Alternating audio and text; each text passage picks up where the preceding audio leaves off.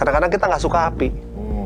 Ya kan? Kita nggak suka dalam penderitaan, kita nggak suka di dalam kesulitan hidup. Tapi itu perlu supaya kita murni. Ketika kita sadar, kita jadi tahu bahwa kita ini dalam bahaya. Dan ketika kita berada dalam bahaya, kita harus meminta pertolongan. Kita harus minta pertolongan kepada siapa? Kepada orang yang sudah pernah mengalahkan singa ini dulu. Singa yang mengaum-ngaum ini, maksudnya setan ya, yaitu Kristus. Tapi ketika kita pun tidak bisa mengontrol diri kita, self control kita kurang, kita tetap masih bisa jatuh di lubang yang sama.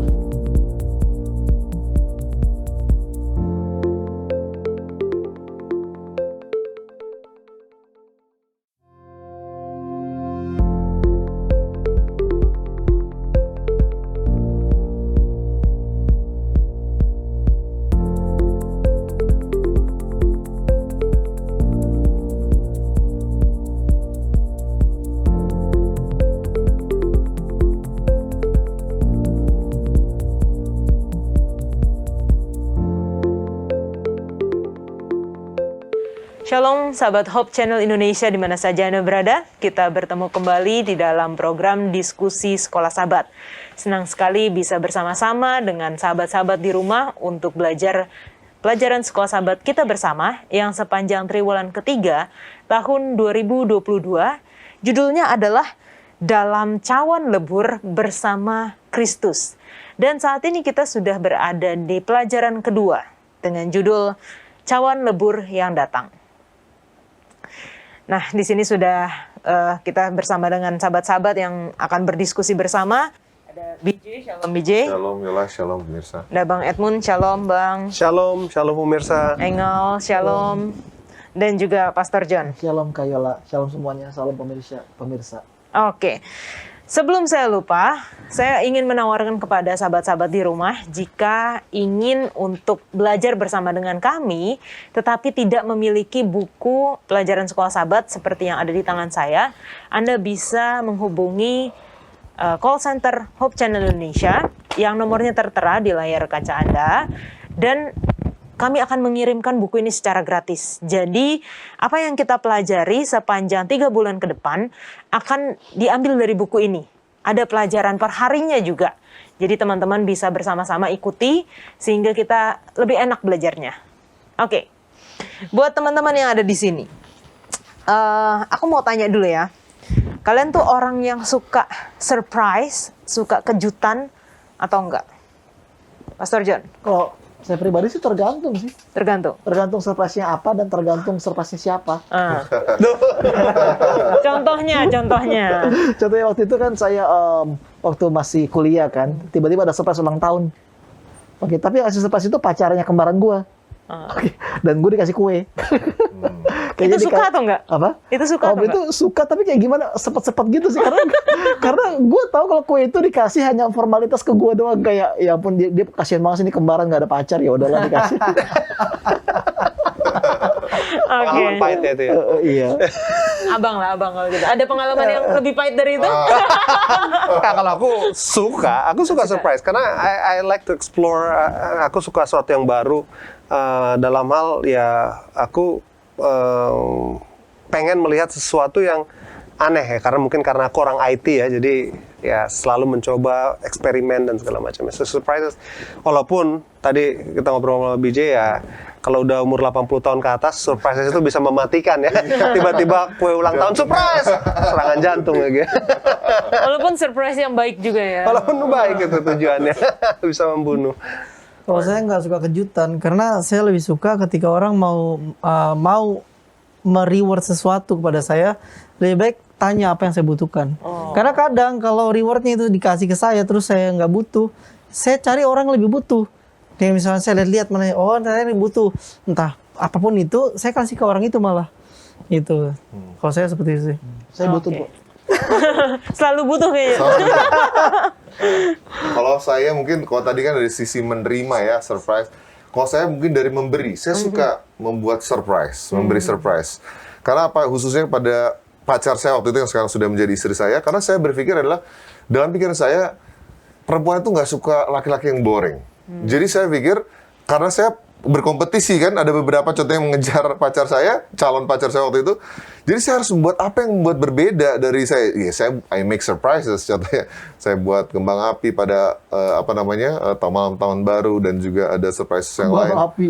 Bunga dan segala macam. Jadi ya saya suka walaupun saya di raise di keluarga yang tidak banyak surprises, tapi along the way I learn bahwa surprises yang bagus itu sebenarnya dibutuhkan juga kadang-kadang. Jadi saya suka memberikan surprise.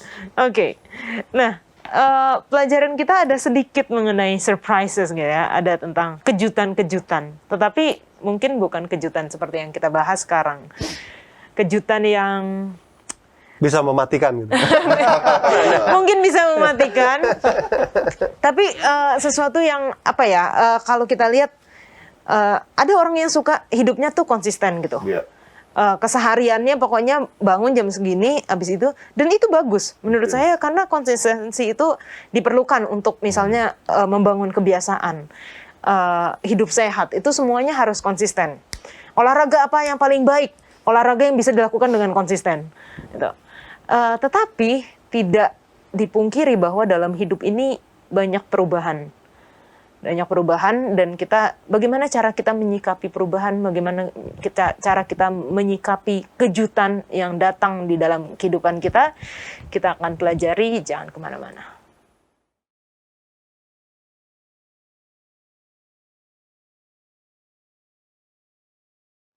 Pelajaran kedua dengan judul Cawan Lebur yang Datang. Ayat hafalannya terdapat di dalam 1 Petrus 4 ayat 12 dan 13. Saudara-saudara yang kekasih, janganlah kamu heran akan nyala api siksaan yang datang kepadamu sebagai ujian, seolah-olah ada sesuatu yang luar biasa terjadi atas kamu. Sebaliknya, bersukacitalah sesuai dengan bagian yang kamu dapat dalam penderitaan Kristus, supaya kamu juga boleh bergembira dan bersukacita pada waktu Ia menyatakan kemuliaannya. PJ, pimpin kita dalam doa. Mari kita tundukkan, kita berdoa. Bapa kami di dalam surga, terima kasih atas kesempatan Kau boleh berikan kepada kami semua di sini untuk berdiskusi Sekolah Sahabat.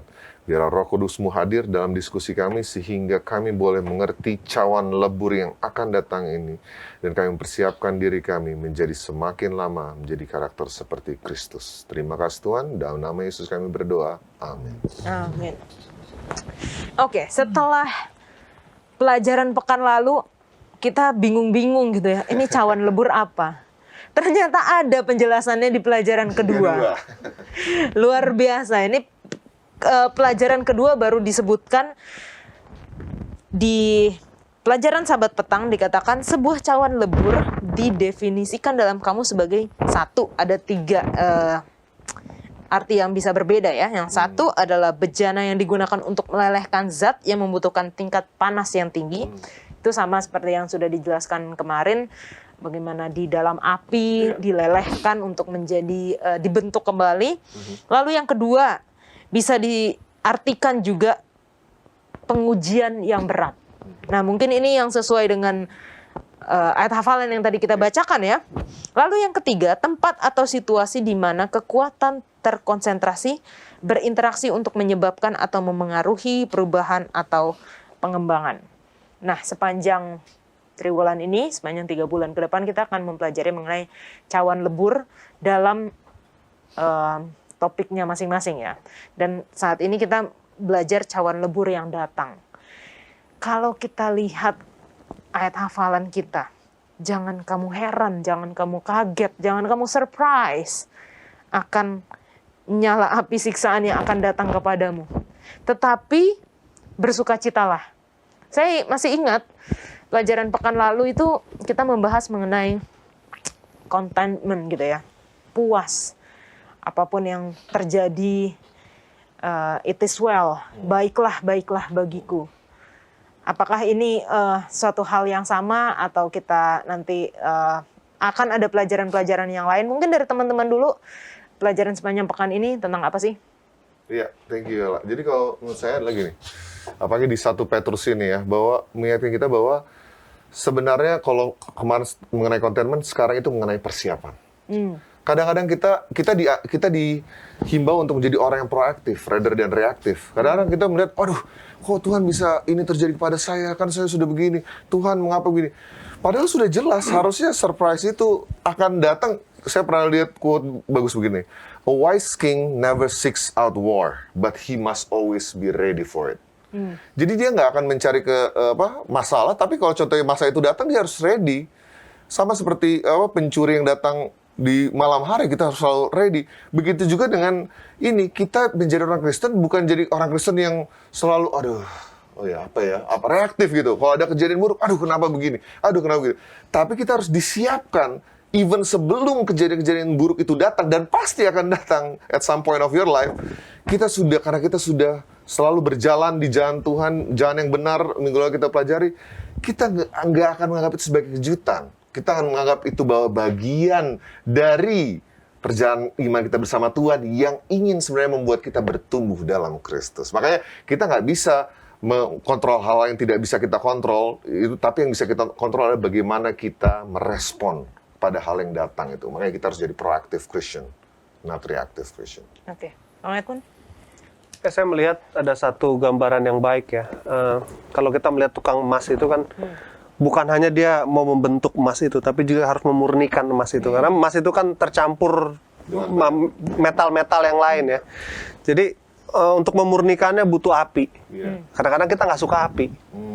Ya kan? Kita nggak suka dalam penderitaan, kita nggak suka di dalam kesulitan hidup. Tapi itu perlu supaya kita murni. Untuk memurnikan kita butuh untuk dipanaskan, dibakar, sehingga saya punya pemikiran gini, orang yang nggak dibakar, kita itu dibakar sekarang atau nanti? Maksudnya? Sama-sama dibakar. Sama-sama dibakar. Kita dibakar di dunia ini sekarang atau nanti di neraka? Jangan sampai kita dua-duanya ya. Iya. Sekarang dibakar, nggak masuk juga, ntar dibakar lagi. Sedih banget. Jadi ya, intinya bagi saya kita harus mengerti bahwa tujuan Tuhan di dalam hal ini adalah untuk memurnikan kita, membuat kita, membentuk karakter kita, menjadikan kita apa yang Dia inginkan. Artinya untuk seorang goldsmith atau yang pembikin emas ini mengetahui emas itu siap adalah bila mana dia bisa lihat cerminan mukanya di emas tersebut. Adakah Tuhan, kita bisa melihat bahwa apakah saya cerminan Tuhan? Nah itulah saat kita tahu kita siap. Oke. Kalau saya juga, saya senang sekali ya tadi pembahasan tentang peleburan-peleburan. Kalau saya melihatnya begini, saya coba ambil kacamatanya si tukang pelebur ini, dan ketika saya berada di posisi dia, yang saya lihat adalah bahwa ketika emas mau dileburkan, emas itu nggak sembarang dileburkan. Ternyata dia punya kadar panas tertentu. Karena kalau kelebihan itu juga akan jadi masalah, kurang juga masalah juga. Jadi ada pengaturannya ternyata. Nah, emas ketika dileburkan dia ada panas tertentu, tapi yang jadi unik adalah selain daripada emas terbakar dan hancur tapi tidak menyatu dengan emas. Nah, itu yang hebatnya ketika Allah kita, Dia sendiri juga mengatur ujian yang dia berikan kepada kita itu sudah diatur. Nggak akan mungkin ujian itu membuat kita hancur. Tapi ujian itu harusnya iman kita bertumbuh. Kalau iman kita nggak bertumbuh berarti bukan ujian, cobaan. Oke, ini ada membuat satu ini lagi ya, ujian dan cobaan. Oke, jangan kemana-mana karena kita akan lanjutkan diskusi kita setelah yang satu ini.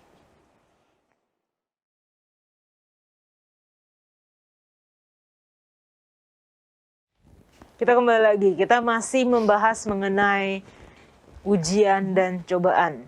Pastor John. Ya, kita semua pasti pernah jadi murid kan? Iya. Saya mau tanya, sebagai murid-murid, pernah kita ketemu teman-teman sekelas yang nggak suka sama ujian?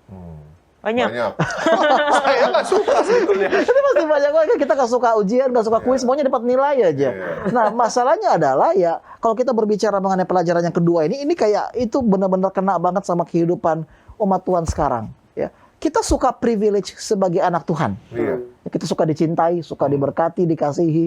Kita suka atas kehormatan yang kita terima di gereja. Nah, tapi begitu, kita harus ingat ya, begitu kita dipanggil menjadi anak Tuhan, ya tujuan utama seorang anak itu untuk menjadi seorang seperti bapak. Kayak gue baru notice nih, anak gue suka banget pakai, ya dia suka banget narik kacamata gue. Pertama gue sebel, kenapa sih lu kok suka banget sih dari kacamata gue? Nah tapi setelah gue lihat dia tarik terus dia taruh di di matanya sendiri. In a way dia buat kayak gitu bukan karena dia pengen buat gue jengkel, bukan. Cause he wants to look like me. Jadi bertumbuh sebagai seorang anak, it's not just a matter of being loved and being provided for. Itu bukan saja mengenai diberkati dan juga disediakan semua keperluannya, tapi enggak. Tapi begitu kita menjadi anak Tuhan, ya tujuan utamanya itu adalah untuk menjadi seperti Allah. Banyak orang mau privilege-nya, tapi nggak mau karakternya.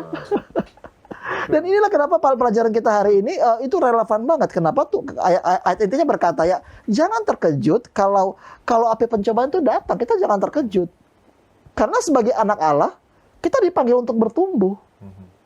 Gimana caranya bertumbuh? Jatuh, nangis, kecewa, putus asa. Oke, kenapa? Well, it's part of the learning process. Ya, jadi kemarin kami kan lagi makan kan, kami ada masak mie goreng. Kemudian si Theo ambil sendoknya, dia coba-coba terus nggak bisa masuk. Akhirnya dia marah, dia kecewa sama dirinya sendiri. Dan hal yang sama juga terjadi sama kita ketika kita miss the mark, kita berbuat dosa, kita marah sama Tuhan. Padahal kita lupa bahwa itu adalah bagian dari api penyucian. So it's good that you are a child of God. Tapi kita harus ingat, ketika ada privilege, di situ ada responsibility. Jangan puas hanya karena kita jadi anggota jemaat yang rajin doang, tiap Sabat duduk diam tulis. Enggak. Oke, you need to do something. Dan gimana caranya Tuhan pasti kirimkan api penyucian itu untuk membentuk karakter kita. Begitu sih Kak, kalau dari gue. Oke. Nah, seringkali kita melihat satu hal di dalam Alkitab, kita udah bisa langsung tahu, oh ini ujian, oh ini cobaan. Karena kita tahu akhirnya seperti apa. Atau paling enggak, misalnya Abraham, pada saat dia disuruh Tuhan, mungkin dia merasa, apa ya, ini ujian atau cobaan ya, tapi saya mau tetap menurut. 3 hari yang mungkin panjang bagi dia, tapi paling enggak 3 hari, abis itu dia tahu selesai ujungnya apa. Berbeda dengan triwulan lalu kita belajar Yusuf, yang butuh berapa tahun dari mulai dia dibuang sama saudara-saudaranya sampai dia menjadi penguasa di Mesir. Tapi karena kita yang baca, oh kita tahu itu ujian. Itu tanda kutip itu cuman ujian. Padahal yang dia yang ngejalaninnya berapa tahun dan nggak tahu ujungnya seperti apa. Mungkin dia ngerasa, kenapa Tuhan? Kenapa Tuhan? Kenapa Tuhan? Gitu kan. Mungkin dia mempertanyakan terus, kenapa Tuhan? Dan apa yang kita alami saat ini, kejutan-kejutan, penderitaan yang harus kita alami, mungkin kita nggak bisa langsung tahu, oh ini ujian, oh ini cobaan. Karena ya Tuhanlah yang tahu hasil akhirnya seperti apa, ujungnya seperti apa. Tetapi di dalam segala sesuatu, tadi Pastor John juga sudah sebut, teman-teman yang lain juga sudah sebut bahwa kita harus naik level. Kita harus bertumbuh imannya. Di pelajaran hari Senin ada mengenai cawan lebur setan. Nah, kalau kita belajar cawan lebur dari tadi kan membentuk kita, karakter kita semakin seperti Bapa, seperti Tuhan kita. Apa sih ini cawan lebur setan ini? Kalau saya mau coba berikan gambarnya ya, cawan lebur Allah itu juga punya misi dan visinya masing-masing. Karena terkadang Allah memberikan peleburan untuk pengujian, untuk iman kita supaya lebih murni. Itulah api penyucian. Tapi kalau ternyata untuk membinasakan adalah cawan murka Allah. Nah itu kita harus mengerti dulu. Dan setan pun juga punya juga misinya sendiri dan dia punya visi sendiri bahwa manusia tuh harus binasa. Pokoknya visinya setan adalah binasa. Dan ketika cawan yang dia gunakan untuk kita itu bukan pengujian. Karena nggak mungkin setan memberikan kita pengujian supaya iman kita bertumbuh. Justru dia berpikir bagaimana supaya iman kita makin tumpul dan bahkan kita akan binasa dengan cobaan yang dia berikan. Kira-kira seperti itu sih. Tapi bukannya dalam situasi seperti itu, situasi yang setan berikan kepada kita, harusnya kita tetap bisa bertumbuh. Harusnya kita tetap bisa bertahan, tetap bisa berpegang, berserah kepada Tuhan. Gimana Bang? Sebetulnya ini menjadi tantangan ya, bukan artinya gini, kita suka salahin setan gitu loh. Setan dasar, gara-gara setan ya saya begini. PowerPoint mati selain setan. Iya, padahal ya patut juga tadi yang kita pekan lalu kita sudah belajar di dalam Yakobus 1 itu sudah dijelaskan kita yang sendiri yang menuntun kita dalam pencobaan ini kadang-kadang keinginan kita yang membuat kita pengen. Setan itu nggak akan kasih kita suatu pencobaan kalau dia tahu kita nggak ingin. Contoh saya nggak, kamu kasih rokok masa depan saya nggak akan suka karena saya nggak ada keinginan merokok, ya kan? Jadi keinginan kita ini yang harus dirubah sebetulnya. Karena setan tahu keinginan kita itu apa. Dia akan hadirkan itu di depan kita, apa yang kita inginkan. Jadi masalahnya bukanlah pencobaan-pencobaan yang datang, tapi masalahnya adalah karakter kita yang setiap hari harus di-refine, dibuang itu hal yang kita inginkan yang tidak sesuai dengan kehendak Tuhan. Itu yang menjadi tantangan bagi kita. Kira-kira. Ya, thank you. Jadi ini berhubungan dengan pelajaran hari Minggu bahwa mengenai kejutan. Bahwa kenapa sih kadang-kadang kita merasa, oh ini kok kejutan ya, kok ini kita nggak tahu. Padahal sebenarnya Tuhan sudah melalui Alkitab ini sudah memberitahu kita bahwa contohnya di yang 1 Petrus 5 ayat 8 ini, sadarlah dan berjaga-jagalah lawan musuh iblis. Jadi dia sudah tahu, udah kasih tahu ke kita sebenarnya bahwa kita tuh punya lawan, yaitu iblis di sini yang udah siap seperti singa yang mengaum-ngaum. Yang dia lapar nih, singa lapar. Pernah nggak lihat singa lapar? Kan singa lapar kalau dilihat di yang film-film yang safari itu, dia even dalam cage, kita dalam cage yang menonton, dia kalau bisa mau drawback, mau dia makan semua yang di dalamnya gitu ya.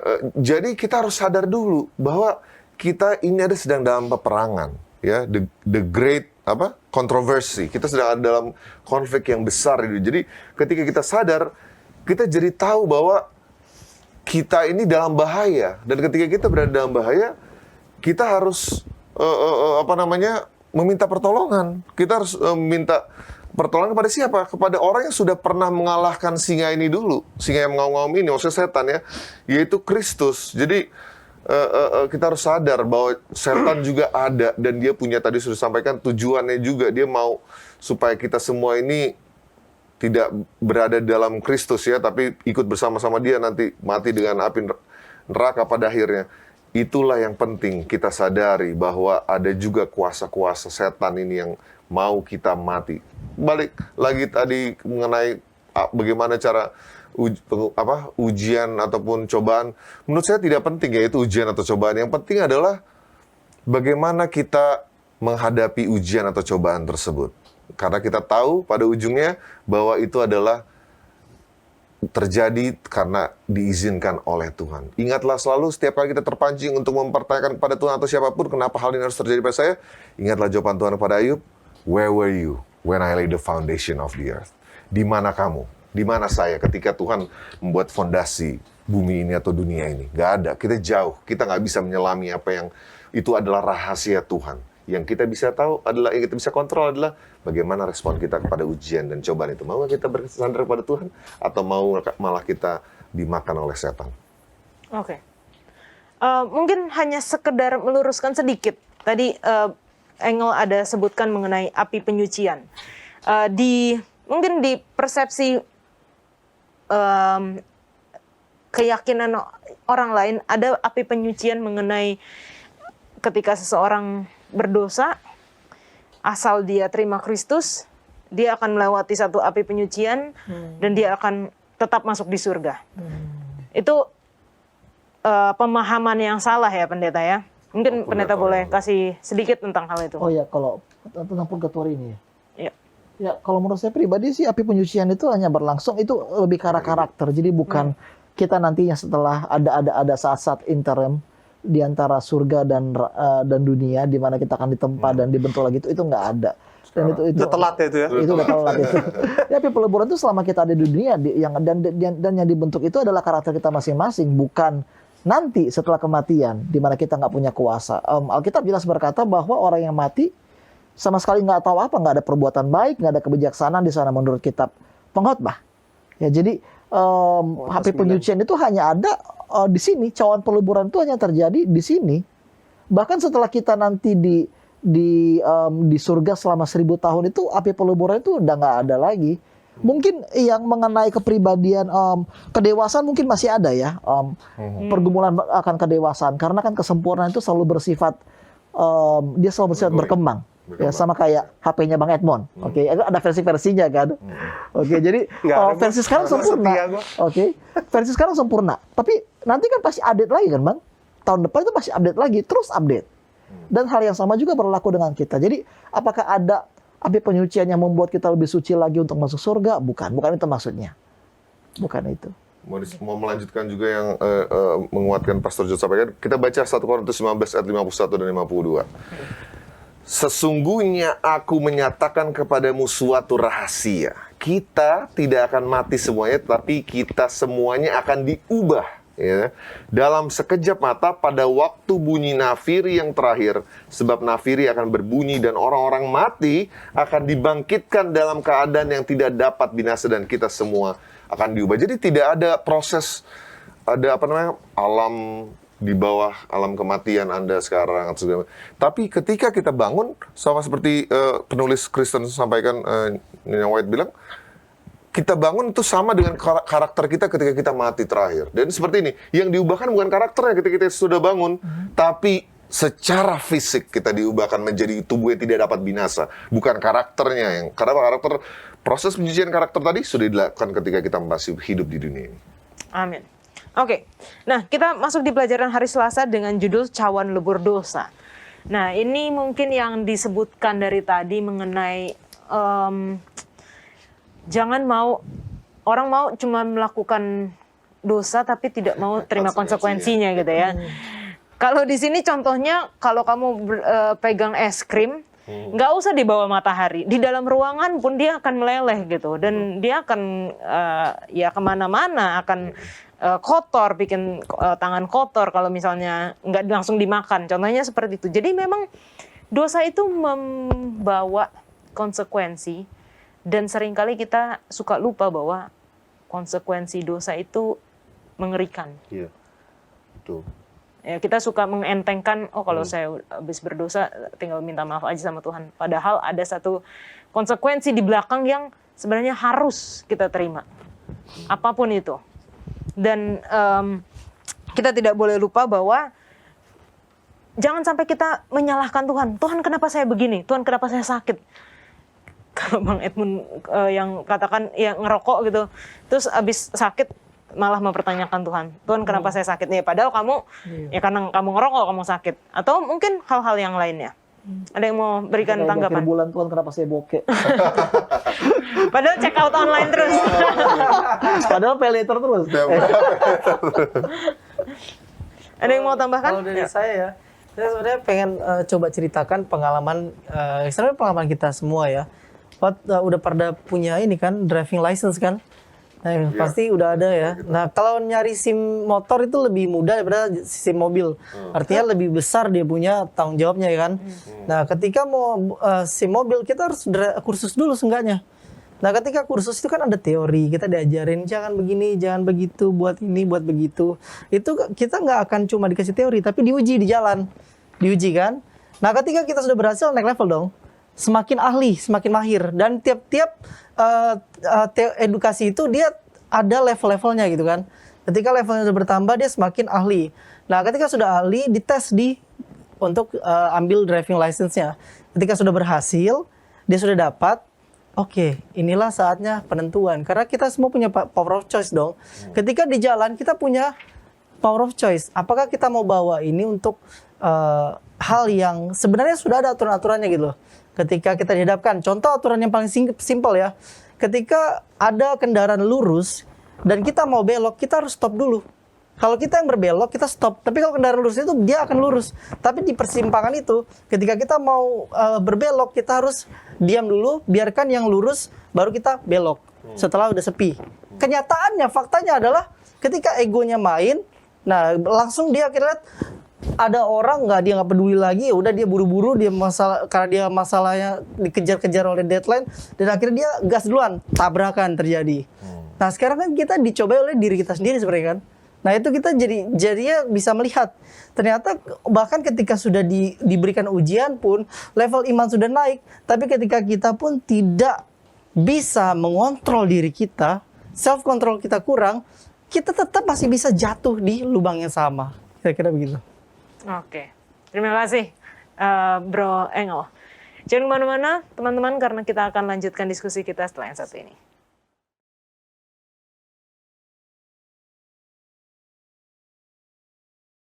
Kita lanjutkan pelajaran kita. Nah, kita tahu bahwa ujung dari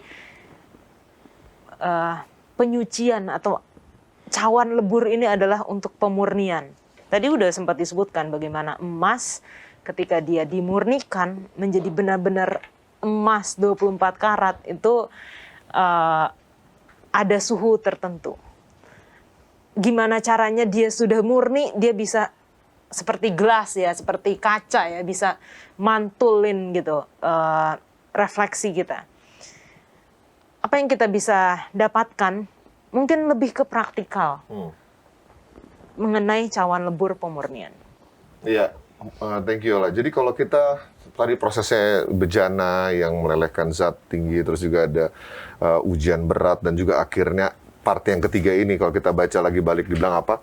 Menyebabkan atau mempengaruhi perubahan atau pengembangan. Jadi kalau tadi kita disuruh menghilangkan sifat-sifat buruk kita, yaitu contohnya dosa-dosa tersebut, makanya kita dibiarkan dalam waktu yang panas, Tuhan biarkan supaya kita ngerti konsekuensi dosa. Oh begini rasanya dosa, konsekuensi dosa itu. Jadi kita nggak mau lagi deket-deket situ. Tapi prosesnya nggak stop di situ. Ada namanya proses pemurnian. Pemurnian ini adalah dari tadi kita menghilangkan sifat-sifat jahat. Ini saatnya kita membuild sifat-sifat yang baik, yang membuild habit yang baik. Jadi inilah pertumbuhan kita itu. Nggak stop aja, oh saya kan udah nggak ini, saya udah nggak ngerokok, saya udah nggak itu, udah, I'm new in Christ. Tapi kita harus bangun juga, yaitu pemurnian itu menjadi standar yang lebih tinggi lagi. Kalau kemarin kita sudah tidak berzina secara fisik, tapi masih dalam otak kita masih berzina secara yang Yesus sampaikan, pikiran. Nggak boleh juga lagi berzina dalam pikiran. Dan nggak cuma stop dalam berpikiran zina, tapi harus diganti berpikiran jadi hal yang produktif, hal yang baik, hal yang semua yang indah, semua yang baik, semua yang sedap didengar. Jadi itu namanya proses perpindahan, pertumbuhan, sebuah perpindahan yang drastis, saya bilang tadi, untuk membuat perubahan yang drastis. Jadi kita itulah, makanya kadang-kadang kita juga harus ikut, ada pembangunan rohani. Karena kebiasaan-kebiasaan ini, ada yang pernah bilang bahwa suatu kebiasaan kalau dibangun dalam 30 hari atau 60 hari atau 90 hari itu kan, itu menandakan berarti kita harus ulang-ulangi, kita harus terus penyucian, tadi disampaikan oleh Pastor John, sanctification it's a lifetime process. Mau nggak kita dimurnikan? Tadi udah jadi dilebur untuk supaya kita sekarang pembentukannya, mau nggak kita dibentuk, dimurnikan? Oke. Saya jadi terpikir berhubungan dengan pelajaran pekan lalu. Kalau pekan lalu kita belajar mengenai puas ya. Puas. Kita puas dengan apa yang kita miliki. Saat ini apakah kepuasan rohani kita juga harus puas secara rohani? Artinya, sedangkan tadi BJ katakan kita nggak boleh puas rohani gitu kan. Kita sudah sampai di level ini, kita pengennya mau lebih naik lagi. Nah, menurut teman-teman di sini gimana sih agar kita tetap terus bertumbuh, tetapi kita nggak jadi kayak tamak secara rohani. Saya pengennya, saya udah di level ini, saya belum puas, saya tetap rasa diri saya ini nggak layak, berdosa, apalah. Saya pengen lebih sempurna lagi. Gimana tanggapannya? Malah kebalik ya saya pikir ya. Kebalik ya? Maksudnya kalau misalnya kita udah merasa nyaman, saya udah oke kok secara rohani, saya udah ke gereja tiap Sabat, saya udah memberikan perpuluhan. Nah ini bahaya sebetulnya. Karena Berarti pada nggak saat ada namanya Bang, kepuasan rohani itu? Iya, karena pada saat kita merasa puas dengan diri kita sedang berada di dalam posisi di mana setan sudah mengaburkan pandangan kita akan Kristus. Karena untuk bertumbuh, hanya dua yang terjadi dalam kehidupan. Entah kita bertumbuh, atau kita semakin lama semakin mati. Ya kan? Hanya dua itu. Udah bisa stand still ya. Iya kan? Nggak ada orang yang, saya udah mentok nih dari sini. Dia kalau udah mentok, dia pasti akan turun, dia mau mati nih. Nah jadi hati-hati juga kita berada di mana. Karena sama seperti Paulus, semakin dia semakin dekat kepada Tuhan, dia semakin menyadari. Dia bilang, I'm a chief of sinners. Saya ini kepala orang berdosa, dia bilang. semakin dekat kepada Kristus, semakin kita menyadari seharusnya semakin kita ini tidak ada sama sekali kelayakan untuk berada di hadapan Dia. Jadi itu juga menjadi tantangan karena kalau kita di dalam hal peleburan ini adalah kenapa sih harus dilebur? Memangnya kalau udah dilebur sudah jadi enggak terus meneruskan peleburan ini. Ini bukan proses yang one time, ya kan? Peleburan ini terjadi seumur hidup kita sampai nanti kita meninggal atau Yesus datang sebelum kita meninggal ya. Jadi peleburan ini terjadi hari demi hari, membentuk kita semakin hari semakin menjadi seperti Kristus. Tidak ada mentoknya. Karena Kristus itu adalah sesuatu yang perfect being, ya kan? Tuhan itu, kita nggak tahu keperfekannya itu seperti apa. Manusia tidak dapat menyelami kesempurnaan Tuhan. Jadi, tidak bisa kita lihat. Oleh sebab itu, peleburan ini akan terus-menerus, kedewasaan kita semakin hari semakin meninggi, dan kita akan semakin bertumbuh. Ya, tadi apa yang dibilang sama Bang Edmund tadi mengingatkan saya pada satu ayat yang dari Alkitab, Yohanes 15 ayat 1 sampai 3 ini ayat yang klasik banget sebenarnya. Akulah pokok anggur yang benar dan Bapakkulah pengusahanya. Setiap ranting padaku yang tidak berbuah dipotongnya. Dan setiap ranting yang berbuah dibersihkannya supaya ia lebih banyak berbuah. Jadi ada dua jenis ranting yang tidak berbuah dan yang berbuah. Oke, kalau dalam di sini dalam bahasa Indonesia itu dikatakan bahwa yang tidak berbuah itu dipotong. Tapi kalau mau cek bahasa Yunani itu bukan dipotong sebenarnya, tapi diangkat lagi. Begitu. Pernah nggak kalian kayak punya tanaman, ternyata tanaman tuh nggak terekspos sama sinar matahari. Jadi apa jalan terbaik ya harus dipindahkan, ditempatkan satu posisi di mana dia itu bisa kena sinar matahari. Jadi kata tempat itu bukan dipotong tapi diangkat lagi, kemudian ditaruh di satu posisi di mana dia itu bisa berbuah. Jadi kepada semua anggota jemaat yang merasa kehidupannya gitu-gitu aja, hanya makan tidur doang, nggak bertumbuh. Tuhan akan kasih ujian ya. Supaya dia bisa maju. Supaya dia naik level kan. Tuhan pasti akan kasih ujian supaya kamu aktif. Oke, Tuhan nggak pernah puas ketika kita sudah ya kayak tadi bilang Bang Edmund udah bisa ada achievement. Tapi dia pasti buat kita ke satu posisi di mana kita akan berkembang. Tapi kemudian kepada ranting yang sudah berbuah, dia akan bersihkan. Dia bersihkan supaya berbuah lebih banyak. Supaya berbuah lebih banyak lagi. Oke, jadi Tuhan itu seperti itu kayak ayah yang dia nggak pernah puas lihat anaknya berkembang. Oke, lu udah bisa jalan, that's good. Tapi udah bisa lari belum? Kalau udah bisa lari, bisa berenang nggak? Udah bisa berenang belum? Jadi selalu ada continuous growth dan itulah yang menjadi pertanda dari kita itu punya kehidupan Kristen yang berkembang. Itulah makanya Paulus berkata, janganlah heran kalau ada api pencobaan. Nah, masalahnya kebanyakan dari umat Kristen sekarang ini kita nggak mengalami api pencobaan.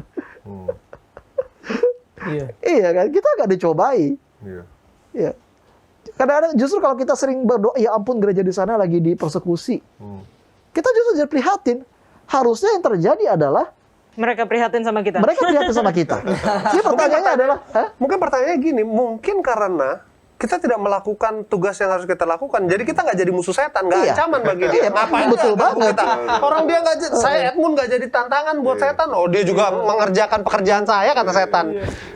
Jadi ngapain dia cobain? dia salah satu tanda imannya berkembang itu dia pasti menerima persekusi dari luar.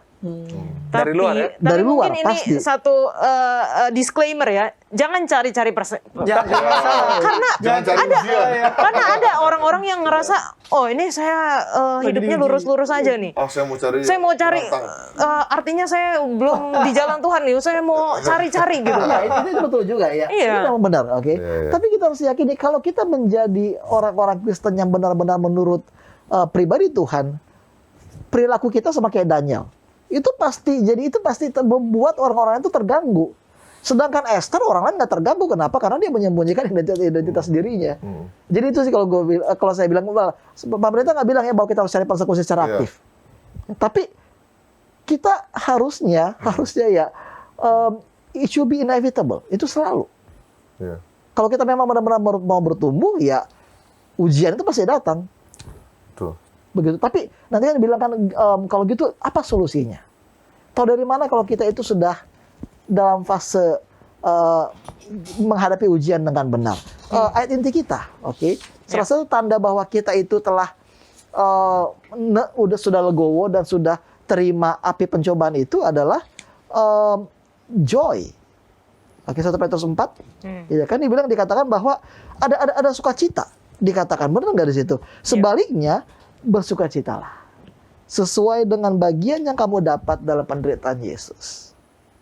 Itulah indikator utama dari pertumbuhan kerohanian. Kita tuh semangat ke gereja. Ini kadang-kadang yang kita miss dalam kebaktian online sekarang ya. Kita nggak rasa kalau kita semangat.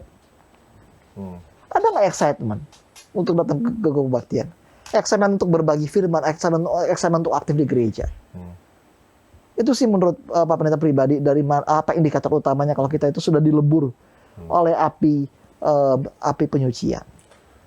Mungkin saya mau nambahkan sedikit mengenai puas rohani itu, bahwa kenapa sih orang kadang-kadang merasa dia udah puas rohani? Karena dia bukan membandingkan pada sang pelebur tersebut, tapi dia bandingkan dirinya dengan emas lain yang belum dilebur atau dimurnikan sama sekali. Wah, saya lebih bersinar pada dia ya.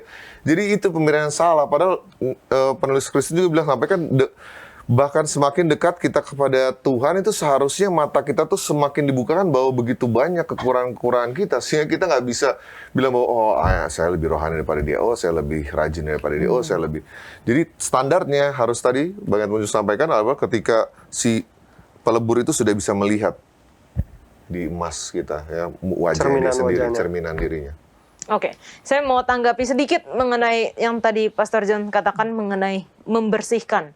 Karena di pelajaran hari Kamis juga ada mengenai memangkas. Jadi walaupun tadi kata memotong itu nggak artinya benar-benar memotong, tapi dalam arti sesungguhnya atau kata aslinya adalah mengangkat ke tempat yang dimana dia bisa berbuah. Tetapi ternyata membersihkan atau memangkas itu juga dipotong juga gitu loh. Dipotong juga ya. Mungkin apa yang kita alami saat ini kita nggak bisa bilang kita lagi dipotong Tuhan, apakah dipangkas, apakah dibersihkan atau benar-benar dipotong. Tapi ini yang kita jalani sekarang adalah bagaimana Tuhan mau membentuk kita di dalam cawan lebur itu. Pak Pendeta boleh berikan kesimpulan. Tim Keller pernah berkata ya, you'll never know that Jesus is all you have. You'll never know, kamu itu nggak akan pernah tahu bahwa Yesus itu satu-satunya kamu perlukan sampai kamu tiba di posisi di mana Yesus satu-satunya kamu punya. Ya sekarang kan while all of you are successful ya. Tapi kita harus ingat juga, pencobaan terbesar itu ada dua. Pertama, bisa nggak kita setia di tengah-tengah kemewahan kayak Adam dan Hawa? Tapi bisa nggak kita setia di tengah-tengah kehampaan seperti Ayub? Dan itulah api peleburan itu selalu tercipta.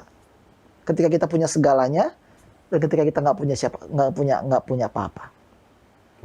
Begitu. Itu sih inti yang terbesar yang kita bisa yang menjadi pengujian iman terbesar. Siapa kita? Ketika kita bukan siapa-siapa. Siapa kita ketika Tuhan mulai mengambil satu persatu mainan yang sudah susah payah kita kumpulkan. Terus semua kumpulin mainan kan di dunia ini kan. Saya udah lama nggak. Oh iya, mainan dalam arti yang lain bro. Mainan abang lebih canggih kayaknya. Drone.